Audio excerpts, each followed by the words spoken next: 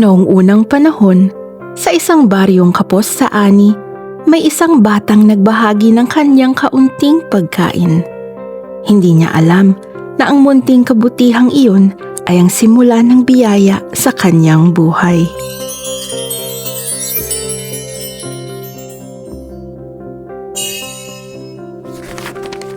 Sa isang payapang baryo na napapaligiran ng mga palay at punong niyog, may nakatirang isang batang lalaki. Ang pangalan niya ay Lino. Mahirap ang kanilang buhay. Isang maliit na kubo, isang kaldero, at kaunting bigas lamang ang laman ng kanilang bahay. Isang umaga, habang papunta si Lino sa bukid, may nakita siyang matandang babae na nakaupo sa gilid ng daan. Mahina ang katawan nito at halatang gutom. Ang baon ni Lino ay kaunting lugaw. Iyon na sana ang kanyang tanghalian. Sandaling nag-atubili ang bata, ngunit inabot pa rin niya ang lugaw sa matanda. Tinanggap ito ng babae at siya ay napangiti na tila may itinatagong lihim. Mula sa kanyang bulsa, inilabas ng matanda ang isang sisidlan na may lamang bigas at iniabot ito kay Lino. "Hindi ito mauubos," sabi niya, "hanggat marunong kang magbahagi." At bago pa makapagtanong ang bata, nawala ang matanda sa daan. Pag-uwi ni Lino, niluto ng kanyang nanay ang dalang bigas. Ngunit pagtingin ng nanay sa sisidlan, tila hindi ito nabawasan. Napansin nilang kahit gaano karami ang kanilang kunin, laging may natitira. Hindi ito nauubos. Araw-araw, kapos man sa ulam, hindi sila nauubusan ng kanin. Maputi, mabango at masarap.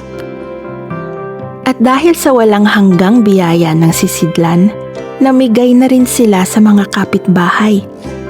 Wala nang nagutom sa kanilang baryo. At sa bawat butil ng bigas, tahimik na nagpapasalamat si Lino.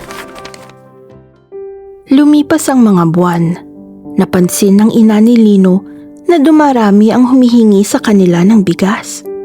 "Naisip ko," wika niya, "subukan kaya nating magbenta.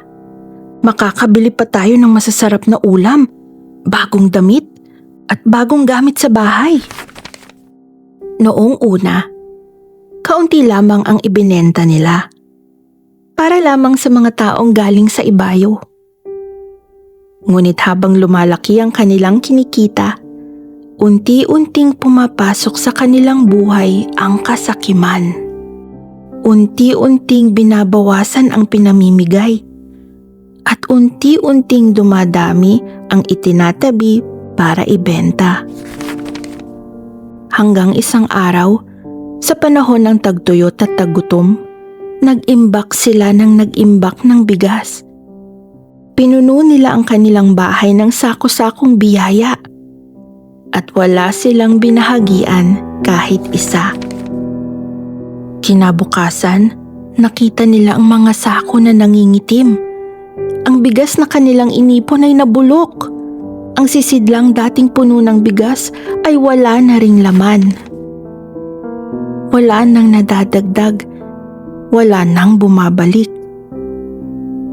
Sinubukan nilang halukayan ang ilalim, tignan ang gilid, hintaying maghimala.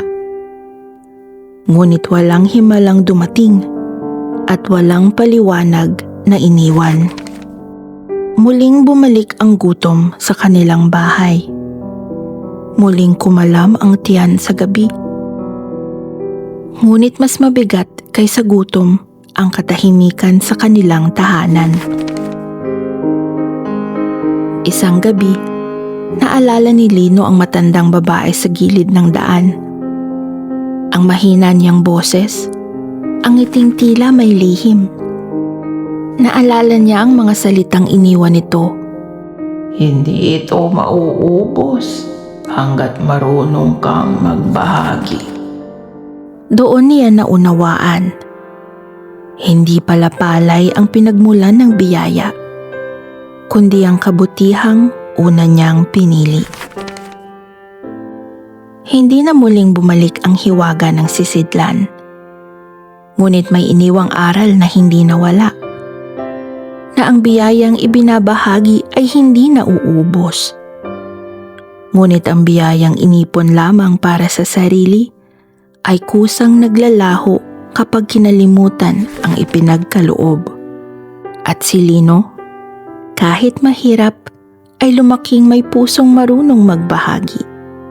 Sapagkat minsan na niyang naranasan kung paano mawala ang biyaya kapag ang kabutihan ay napalitan ng kasakiman. Kung nagustuhan mo ang kwento, huwag kalimutang mag-like, mag-subscribe upang mabigyang tinig muli ang ating mga alamat. Hanggang sa susunod na kwento, paalam!